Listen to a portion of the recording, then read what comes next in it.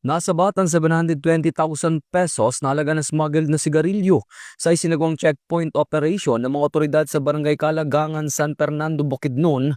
Ito ay 11 ng Enero taong kasalukuyan. Kinilala ng otoridad ang naarestong suspect na si alias Rob, 37 anyos at residente ng Barangay Magatos, Asuncion, Davao del Norte.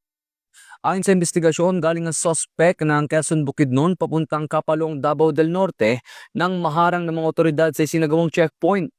Nakumpiska sa suspect ang 18 master cases ng Red Port na sigarilyo na walang kaukulang government health warrant stickers at legal na dokumento na may tinatayang halaga na 720,000 pesos kasama ang isang unit na commuter van.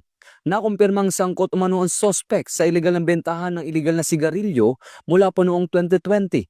Naging matagumpay ang operasyon sa pangunguna ng Regional Mobile Force Battalion 10, Bukidnon Provincial Intelligence Unit at San Fernando Municipal Police Station. Dinala ang suspect at nakumpiskang kontrabando kasama ang ginamit na sasakyan sa San Fernando MPS para sa dokumentasyon. Ang nasabat na sigarilyo ay isa sa ilalim sa wastong disposisyon ng Bureau of Customs. Ito ang bagong PNP para sa bagong Pilipinas, serbisyong mabilis, tapat at nararamdaman.